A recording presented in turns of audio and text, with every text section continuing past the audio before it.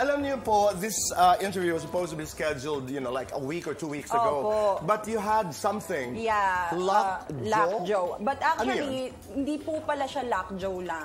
Okay. Nag-start siya sa fit ko, hindi na pantay, sa arms ko, hanggang sa umabot na siya ng jaw. So, kasi lahat yan connected, no? Hanggang yung bewang ko hindi pantay. Kasi pag nagbubuhat ako ng bata, lahat ng puwersa nasa isang side lang. Mali pala yun. Dapat pala laging pantay yung higa mo sa bed, yung pagbubuhat mo, dapat binabalance mo.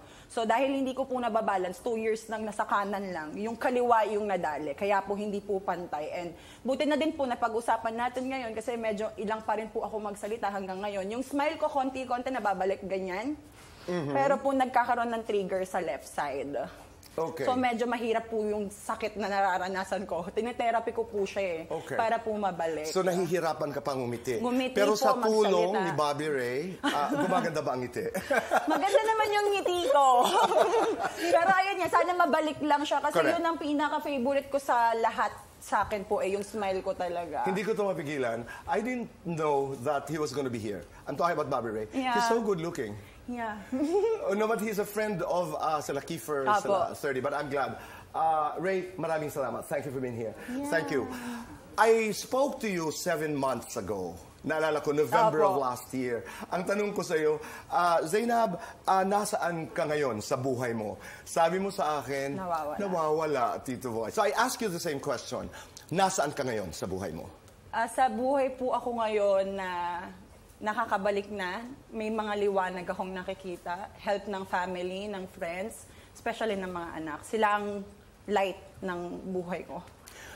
Ang sarap pakinggan. Yeah, kaya nakakaginhawa din na kailangan mong bumangon, kailangan mong hanapin yung ilaw na yon para makabalik ka. Kasi hindi lang yon para sa'yo, kundi para rin sa buong pamilya mo. What I'm learning is that pag halimbawa may pinagdadaanan ka and you are at a certain low point in your life, that's not permanent. That too shall pass. Totoo po. November last year to today, 7 months later, you're moving on. Yeah. Diba? And lahat naman po ng maling nagpanggagalingan natin, pwede pa pong magbago yun.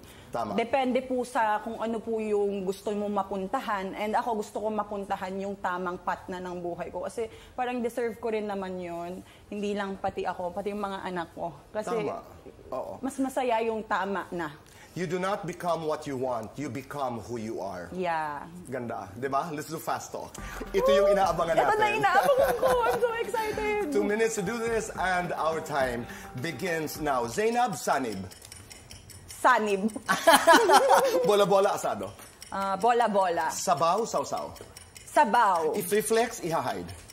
If we flex. Donalyn, Jelay. Both. Rapper, baller. Baller. Sun or moon? Moon. Gaano ka kadalas mag-shopping? Twice a month. Gaano ka kadalas mag-travel? Once a month. Gaano ka kadalas magpalit ng tuwalya? Ayan po, 2 beses ata sa isang araw. Vlogging, acting? Both. Bida kontra bida? Both. Idol mong artista? Marian Rivera. Your dream leading man? Piolo Pascual. 1 to 10, gaano ka kabilis ma-in love? 7. 1 to 10, gaano ka kadalas umiyak? 8. 1 to 10, gaano ka kabilis mag-move on? 10. 1 to 10, gaano ka kaganda? Gigib ko to 10. Yes or no? Nag-uulit ng damit? Yes, minsan. Yes or no? Kumikita ng 7 digits a month? Yes. Oh, yes or no? Pinaghihirapan yan. Opo. Niligawan ng artista? Yes. Yes or no? In love ka ba ngayon? Yes. Susubok? Susubok o susuko? Susubok. Anak o asawa? Anak. Pera, pamilya? Pamilya. Pangarap para sa sarili? Maging mabuting ina. Pangarap para sa mga anak? Magandang kinabukasan. Lights on, lights off? Lights off and on. Happiness or chocolates?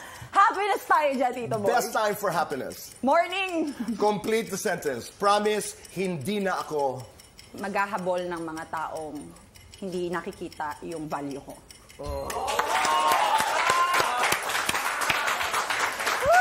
Ang saya!